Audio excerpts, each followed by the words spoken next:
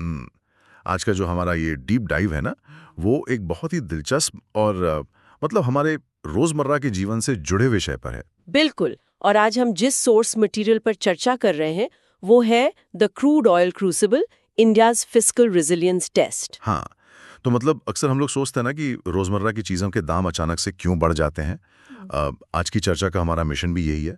हमें ये समझना है कि कैसे अंतर्राष्ट्रीय बाजार में कच्चे तेल यानी क्रूड ऑयल की कीमतों का जो उतार चढ़ाव है, वो सिर्फ किसी पेट्रोल पंप तक सीमित नहीं रहता। सही कहा आपने। ये पूरे देश के बजट और इकोनॉमी के लिए एक बहुत बड़ी परीक्षा बन जाता है। एग्जैक्टली और यहाँ जो बात सबसे ज्यादा दिलचस्प है वो ये है कि कच्चे तेल की एक बूंद और हमारे घर में आने वाले टमाटर की कीमत, इन दोनों का आपस में बहुत गहरा रिश्ता है। सुनने में थोड़ा अजीब लगता है लेकिन ये सच है। और इस सोर्स मटेरियल में जो डेटा दिया गया है वो इसी बात को बहुत गहराई से डिकोड करता है। तो चलिए इस कहानी की शुरुआत करते हैं। अगर हम ऐतिहासिक संदर्भ में देखें, मतलब 2014 से 2021 के बीच के समय को, तो उस दौर को समझना बहुत जरूरी है। हाँ, क्योंकि उस समय का डेटा हमें आज की स्थिति समझने में मदद करता है। देखिए, 2012-13 के आसपास ना कच्चे तेल की कीमत लगभग $113 प्रति बैरल के काफी खतरनाक स्तर पर थी। बाप रे, $113, वो तो बहुत ज्यादा है। बिल्कुल।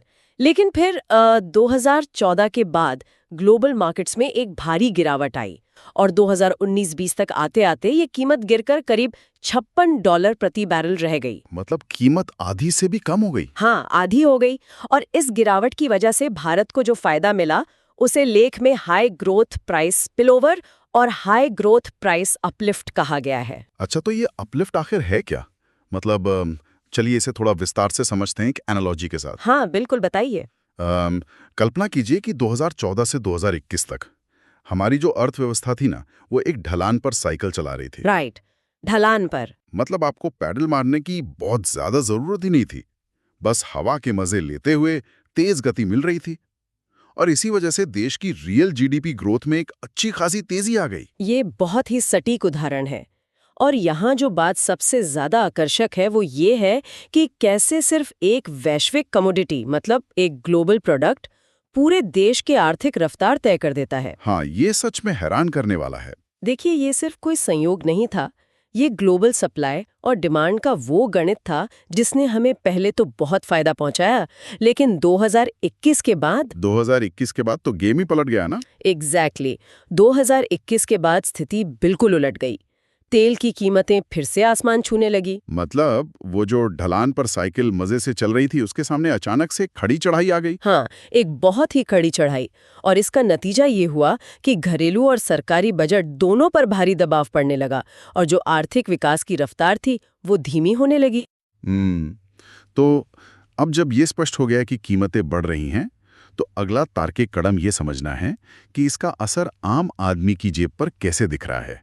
बिल्कुल, मतलब ये बैलेंस शीट से सीधे वॉलेट तक का सफर है।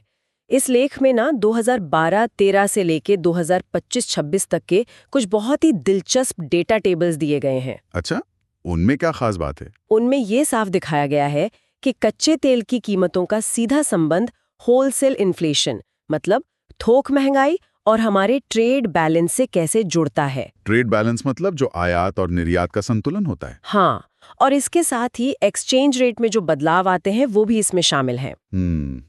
तो अगर हम इसे आम भाषा में समझें, लेख में एक जगह पासिंग द कॉस्ट्स का जिक्र है। ये क्या चीज है? देखिए, तेल की बढ़ती कीमतों का सीधा असर रिटेल फ्यूल पर पड़ता है, मतलब पेट्रोल और डीजल पर। अब जो रिफाइनरियां हैं या जो तेल कंपनियां हैं, वो ये बढ़ा हुआ खर्च अपनी जेब से तो भरेंगी नहीं। जाहिर सी बात है, कोई भी बिजनेस नुकसान क्यों सहेगा। सही कहा।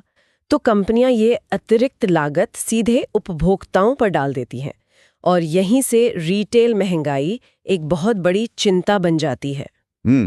तो इसके कारण जो हमारी रोजमर्रा की आवश्यक वस्तुएं हैं, उनके लिए हमें ज्यादा पैसे चुकाने पड़ते हैं। बिल्कुल। लेकिन एक मिनट रुको, यहाँ मैं एक बहुत ही सटीक सवाल उठाना चाहता हूँ, मतलब जो अक्सर लोग सोचते भी हैं। हाँ, बताइए। तो इसका मतलब क्या है, अगर कोई व्यक्ति अपनी गाड़ी चलाता ही नहीं है, वो तो बस साइकिल या बस से ऑफिस जाता है, तो क्या फिर भी अंतर्राष्ट्रीय बाजार में महंगा होता कच्चा तेल उसकी जिंदगी महंगी कर रहा है? ये बहुत ही बेहतरीन सवाल है और ये एक बहुत बड़ी गलतफहमी है जिसे दूर करना जरूरी है। हाँ, क्योंकि लोगों को लगता है कि तेल का मतलब सिर्फ पेट्रोल पंप का बिल है। एग्जैक्टली। लेकिन अगर हम इसे बड़े परिदृश्य से जोड़कर देखें तो ट्रांसपोर्टेशन कॉस्ट हर एक चीज में शामिल होती है। मतलब लॉजिस्टिक्स की बात कर रही हैं आप? हाँ, डीजल महंगा होने का मतलब सिर्फ बस का किराया बढ़ना नहीं है।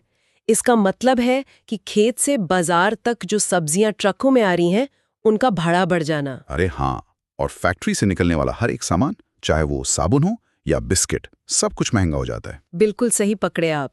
और यही वजह है कि रिटेल इन्फ्लेशन इतना ज्यादा बढ़ जाता है, क्योंकि वो बढ़ा हुआ ट्रांसपोर्टेशन कॉस्ट हर प्रोडक्ट की कीमत में छुपकर जुड़ जाता है। तो ये तो हो गई एक आम इंसान की बात कि कैसे उसकी जेब ढीली हो रही है। लेकिन इस तूफान में सरकार क्या कर रही है? यहीं पर आती है सरकार की राजकोषीय कसरत, जिसे लेख में फिस्कल जिम्नास्टिक्स कहा गया है। ये सरकार के लिए एक बहुत बड़ा टेस्ट है। तो सरकार के खजाने पर इसका क्या असर पड़ रहा है? मतलब जब सब कुछ महंगा हो रहा है तो सरकार भी तो दबाव में होगी। बहुत ज्यादा दबाव में।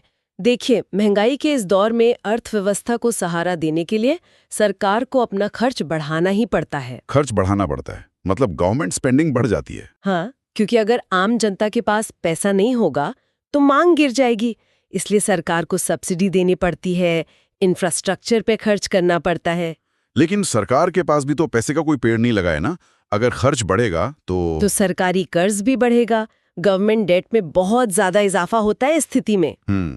तो ये बिल्कुल ऐसा है जैसे घर के किसी सदस्य की अचानक नौकरी छूट जाए, लेकिन घर चलाने के खर्चे तो कम नहीं होंगे। सही उदाहरण है। और ऐसे में आपको अपना घर का राशन लाने के लिए या जरूरी चीजें खरीदने के लिए अपने क्रेडिट कार्ड का इस्तेमाल करना पड़ता है। हाँ, और सरकार के मामले में वो क्रेडिट कार्ड है बाजार से कर्ज लेना। लेकिन यार, आप हमेशा तो क्रेडिट कार्ड पर निर्भर नहीं रह सकते ना। हाँ, एक ना एक दिन तो बिल भरना ही पड़ेगा। एग्जैक्टली। और ये एक बहुत ही महत्वपूर्ण सवाल खड़ा करता है।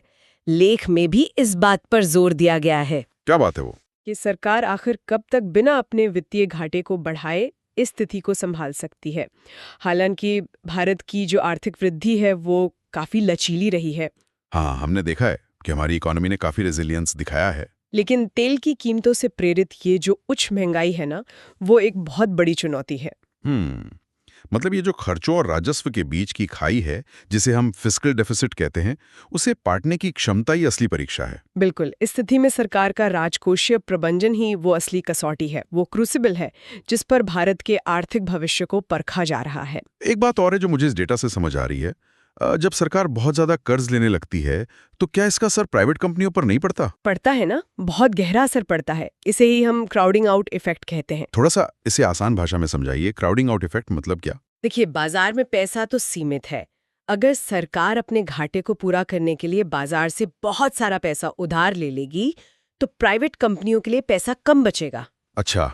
मतलब अगर कोई बिजनेसमैन नई फैक्ट्री लगाना चाहे तो उसे लोन मुश्किल से मिलेगा। हाँ, और अगर मिलेगा भी तो ब्याज दरें बहुत ज्यादा होंगी, जिससे प्राइवेट इन्वेस्टमेंट को नुकसान पहुंचता है। ओहो, तो मतलब सरकार को एक बहुत ही बारीक रस्सी पर चलना पड़ता है। एक तरफ महंगाई कम करनी है, दूसरी तरफ ग्रोथ बढ़ानी है और तीसरी तरफ कर्ज भी कंट्रोल में रखना है। एग्जैक्टली।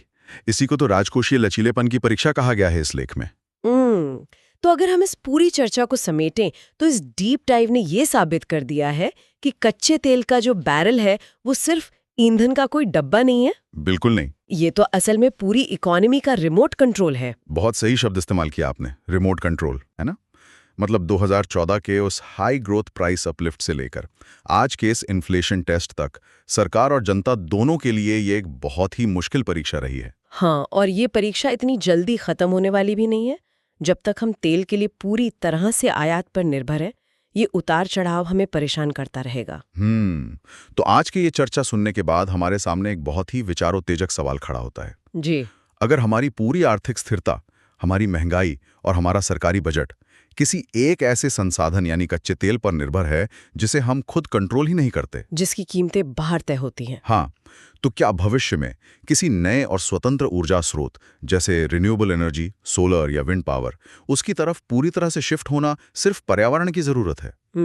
ये सोचने वाली बात है। या फिर ये हमारी अर्थव्यवस्था को बचाने का और इस विदेशी क्रूड ऑयल की गुलामी से बाहर निकलने का सबसे बड़ा राजकोषीय हथियार बन सकता है? ये एक बहुत ही शानदार नजरिया है चीजों को देखने का। बिल्कुल। तो इसी सवाल के साथ हम आज का ये डीप डाइव यहीं ख़त्म करते हैं। उम्मीद है अगली बार जब आप पेट्रोल पंप पर जाएंगे तो आपको वो इकोनॉमी का रिमोट कंट्रोल ज़रूर याद आएगा।